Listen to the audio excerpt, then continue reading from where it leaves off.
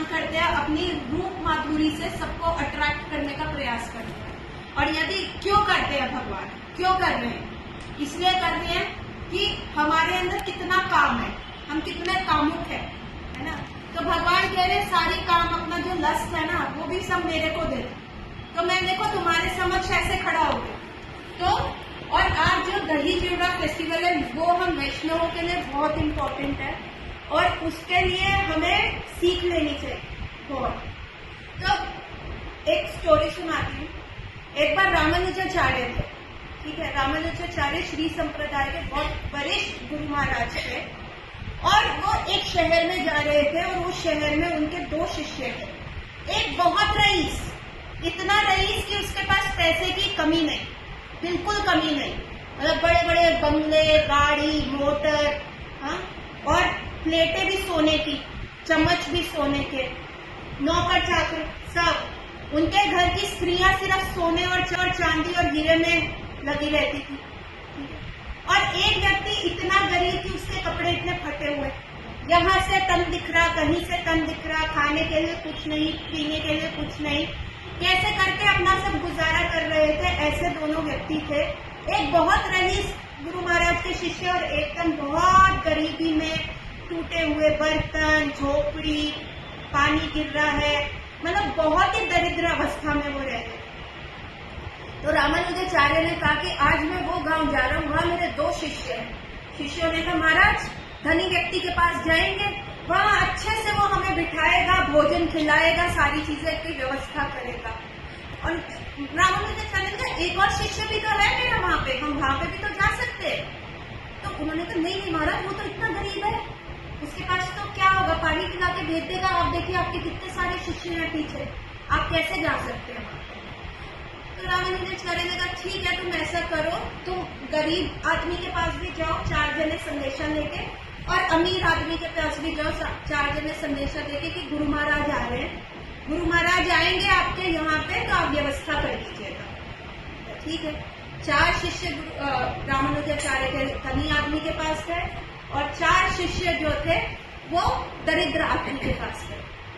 4 शिष्य जो धनी आदमी के पास गए, उन्होंने जैसे ही धनी व्यक्ति को कहा कि गुरु महाराज आ रहे हैं, रामानुजाचार्य आ रहे हैं, वो व्यक्ति उछल पड़ा, कूदने पड़ा, उसके पैरों से के नीचे से जमीन निकल गई। वाह वाह वाह, गुरु महाराज आ रहे, वाह गुरु महाराज आ रहे, कितना शुभ समाचार है, अरे भाग्यवान सुनती हो, जरा सोने के बर्तन लगाओ, इस घर को दिवाली दुल्हन की तरह सजाओ, सारी जगह दिए लगाओ, पोछा लगाओ, सब करो, गुरु महाराज आ रहे हैं, अरे गुरु महाराज। वो व्यक्ति इतना पागल हो गया, इतना पागल हो गया, ना उसको कुछ दिख रहा, गुरु महाराज आ रहे, गुरु महाराज आ रहे हैं। और जो उनके 4 शिष्य थे उनको छोड़ के वो सारी जगह अपने घर में घूम रहे, अरे तुम इधर आओ, सोनू मोनू टीनू दीनू सब आओ, सब जाके सारी व्यवस्था करो, सब नए कपड़े खरीदो, कालीन नए बिछाओ सब। और वो शिष्य देख के गए, वाह वाह, देखो क्या गुरु निष्ठा है, कितनी अच्छी बात है। और वो वहां पे बैठा रहा और वो 4 शिष्य देख के चले गए वहां से। फिर जो 4 शिष्य दरिद्र आदमी के पास गए थे, जो जिसके पास कुछ भी नहीं था, उन्होंने दरवाजा खटखटाया, उनकी पत्नी ने किवाड़ में से देखा और उनको कहा कौन है भैया? उन्होंने कहा हम रामानुजाचार्य के शिष्य हैं।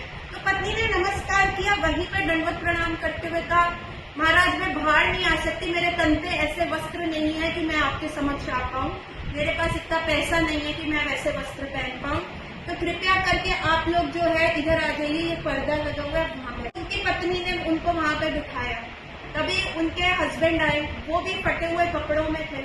उन्होंने जो जल था थोड़ा उन शिष्यों के पैर धुए, उनको आसन जो टूटी फूटी चिटाई थी उस पे बिठाया और उसके उपरांत उनको कहा क्या आज्ञा है महाराज, क्या आज्ञा है? उन्होंने कहा देखो गुरु महाराज आ रहे, वो आपके घर आएंगे। उन्होंने कहा वाह गुरु महाराज हमारे घर आएंगे, क्या अहो भाग्य हमारे, अहो भाग्य, परंतु आप बैठिए, आप पहले भोजन पाइए। उनके पास जो रूखा सूखा था उन्होंने उन 4 शिष्यों को खिलाया, पानी दिया, सब किया। वो ज्यादा नहीं था, थोड़ी सी खिचड़ी थी, थोड़ी सी सब्जी थी, वही दी और पानी सर्व किया। उसके उपरांत पूछा गुरु महाराज कब आएंगे? उन्होंने तिथि बता दी, सब बता दी। उन्होंने कहा बहुत बहुत धन्यवाद। तो उन्होंने कहा भैया तुम गुरु महाराज को सर्व कर दोगे तुम्हारे घर? कहते आप चिंता मत करिए महाराज, हम सब कर लेंगे। ठीक है। और वो 4 व्यक्ति बड़ी चिंता मगन होके गए कि इनके पास तो देखो क्या है, दरिद्र बच्चों के कंकाल दिख रहे हैं, इनके पास खाने को कुछ नहीं, जो रूखी सूखी इनके पास थी वो भी इन्होंने हमें पवा दी। अब गुरु महाराज और शिष्य, इतने सारे शिष्य है ना, हजारों की संख्या में शिष्य यहाँ आके कैसे बैठेंगे, कैसे होगा? तो वो दोनों गए, दोनों ने गुरु महाराज को रिपोर्ट दी। रामानुजाचार्य ने पूछा बताओ कि क्या है, बताइए क्या है, कि क्या न्यूज है? तो जो रिच वाले ने, महाराज आपके लिए तो बहुत प्रिपरेशन शुरू हो गया, कालीन बिछ गए हैं, भोजन पकवान बनने शुरू हो गए हैं, पूरा घर जो है दुल्हन की तरह सज रहा है, बहुत मजा है महाराज, हम वहीं गए थे रिच वाले के पास। फिर दरिद्र वालों के वहां से जो 4 आए थे उनसे पूछो, उन्होंने कहा महाराज वहाँ तो खाने के भी लाले पड़े हुए हैं, वस्त्र भी नहीं है तन ढकने के लिए, छत पे छेद है, बारिश का पानी आ रहा है, आप उनके ऊपर जाके उन गरीबों के ऊपर बर्डन करेंगे, उनके पास है ही नहीं, वो क्या खिलाएंगे हमें? कुछ भी नहीं खिलाएंगे। रामानुजी ने कहा ओके कोई बात नहीं, तुमको वहां उन्होंने क्या खिलाया?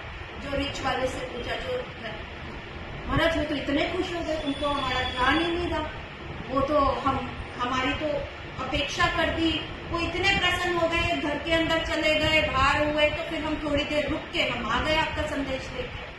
फिर गरीब वाले से पूछा तुमको क्या खिलाया? महाराज कुछ ज्यादा नहीं पवा पाए, उनके पास रूखा सूखा था, थोड़ी सी खिचड़ी थी, थोड़ा सा पानी था, कोई पवा दिया, हम भी वो पा के आ गए, हमने उनको ज्यादा नहीं कहा। गुरु महाराज ने कहा ठीक है डन, हम जाएंगे गरीब वाले के पास। उनके मुंह गिर गए, जौ गिर गया नीचे। उन्होंने कहा अरे गरीब वाले व्यक्ति के पास क्यों जाएंगे महाराज? लगता है कि उस दिन तो कुछ भी नहीं मिलेगा, पूरी रात जाग के व्यतीत करनी पड़ेगी, कुछ नहीं हो पाए। और वहां दोनों पति पत्नी दरिद्र वाले, रिच वाले तो कालीन विलयन पूरा शहर सजाने में लगे हुए, और जो गरीब है वो सोच रहे हैं कैसे करें कैसे करें। उसकी पत्नी कहती है ठीक है सुनो, मैं ऐसा करती हूँ, ये जो साहूकार है ना इसकी नजर मेरे पे बुरी है, मैं इसके पास जाती हूँ, उसको कहूंगी कि थोड़ा सा धन अन्न सब्जी वगैरह दे दे, वो मेरे को कुछ कहेगा कि भाई जो भी कहेगा तो मैं उसको प्रसन्न कर दूंगी। गुरु महाराज की तो सेवा करनी है, आप जैसे भी करे गुरु महाराज आ रहे हैं, अहो भाग्य हमारे, कितने जन्मों के बाद ये अवसर मिलता है कि हम अपने गुरु महाराज की वकू सेवा कर पाए, उनके शरीर की सेवा कर पाए। तो पति ने भी कहा हाँ ये तो चलो मैं भी ट्राई करता हूँ। पति पूरा दिन ट्राई करता रहा, कहीं से कोई पैसे कोई उधारी ना दे, कि उनका घर की अवस्था है ऐसे, उनको कहा कि लौटाएगा कैसे। तो पत्नी गई अंत में साहूकार के पास कि कल गुरु महाराज ने आना है, हमने 1 हफ्ता ट्राई कर लिया, चलो जाते हैं गुरु महाराज के। और उस साहूकार ने कहा मैं तेरे को सब दूंगा, जितने शिष्य है उसका भोजन दूंगा, पर मुझको क्या मिलेगा? उसने कहा तुमको क्या दे? धीरे धीरे भैया तुम्हारा पैसा चुका देंगे। कहते ना पैसा नहीं चाहिए। उसने कहा क्या चाहिए? कह रहा तेरा तन चाहिए, 2-3 रातें मेरे को मेरे साथ व्यतीत कर, मेरे को संतुष्ट कर दे। कहते ठीक है देखो अभी मेरे गुरु महाराज कल आ रहे हैं, कृपया करके मेरे को दे दो, मेरे गुरु महाराज चले जाएंगे, उसके उपरांत जैसे तुमने करना हो तुम मेरे शरीर का उपयोग कर लेना, परंतु अभी तुम हमको दे दो। कहते तू अपनी बात से मुकरेगी कितनी? कहती नहीं मैं अपने गुरु महाराज की कसम खा के कहती हूँ मैं बिल्कुल नहीं करूंगी, मेरे और मेरे पति को गुरु महाराज को सर्व करने का अवसर। और वो सारा धन्य धान लेके घर को अच्छे से थोड़ा सा मतलब हम्बल, एक चद्दर बिछा के, कुछ वस्त्र पहन लिए, एक सिंपल सी साड़ी ले ली कि जिससे उसका तन ढक जाए, गुरु महाराज को सर्व करे, पानी, थोड़े से मिष्ठान, ऐसा सब बना के उसने परोसा। और गुरु महाराज आए, उनके शिष्य आए, उनका देखे कि इन दरिद्रों के पास चद्दर भी है, आज तो घर थोड़ा ठीक लग रहा है, थोड़े खाने पीने का सामान आ गया है, उस दिन तो खिचड़ी थी, पानी था, ये था क्या। तो गुरु महाराज बैठे, गुरु महाराज ने रच के सब खाया, उनके शिष्यों ने खाया, बहुत अच्छा हुआ। फिर गुरु महाराज ने कहा देखो देवी मैं बहुत प्रसन्न हूँ, बहुत अच्छे से तुमने मुझे सर्व किया, तुम्हारा कल्याण। मैंने कहा धन्यवाद गुरु महाराज। उन्होंने फिर भी गुरु महाराज को ये नहीं बोला कि देखो जी ऐसी ऐसी दिक्कत है, अभी हमें साहूकार के पास जाके ये। गुरु महाराज ने कहा तुम्हारा कल्याण हो, ये मेरा उच्चिष्ट प्रसादम है, जाओ अपने पड़ोस में बांट देना, सबको खिलाना देवी, सबको खिलाना। उन्होंने कहा जो आज्ञा गुरु महाराज। गुरु महाराज बहुत प्रसन्न होकर वहां से चले गए, उनके शिष्य भी बड़े प्रसन्न, और उस धनी व्यक्ति के पास नहीं गए और संदेशा पहुंचा दिया कि गुरु महाराज दूसरे यहाँ से किसी और के घर रुक के चले गए। वो लेडी जो थी बहुत गरीब थी, वो भोजन गुरु महाराज का रामानुजाचार्य का उच्चिष्ट लेके गई। साहूकार तो आस लगाए बैठा था, कहते तुम वादे की बड़ी पक्की हो देवी, तुम आ गई, चलो आ जाओ। उन्होंने कहा पहले ये भोजन खा लीजिए, ये मेरे गुरु महाराज का प्रसादी है। मेरे गुरु महाराज ने कहा कि सबको बांटना, तो मैं आपके लिए भी ले आई। आपका बहुत बहुत आभार है कि आपने हमको इतना करा कि हम अपने गुरु महाराज को धन्य कर सके। आपका आभार हम कभी भी नहीं उतार पाएंगे, तो पहले ही आप प्रसादी खा लीजिए। जैसे वो एक एक निवाला प्रसादी खाए साहूकार, उसकी आंखों में से आंसू, ऐसे झड़झड़ आंसू आए, बॉडी में अष्ट सात्विक विकार आए और सीधा दंडवत प्रणाम कर दिया उस लेडी को। उसको कहता है देवी क्षमा कर दो, माता जी क्षमा कर दो, मेरे मन में आपको भोगने के जो गलत विचार आए, कृपया करके क्षमा कर दो। मैं कितना पापी हूँ जो आप जैसी गुरु भक्त के ऊपर मैंने ऐसी नजर डाली। तो इस स्टोरी से हमें क्या शिक्षा वो मिलती है, मॉरल क्या है स्टोरी का, शिक्षा क्या मिलती है, बताओ क्या मिलती है, बताओ लेक्चर। उत्तम आप बताओ क्या शिक्षा मिलती है।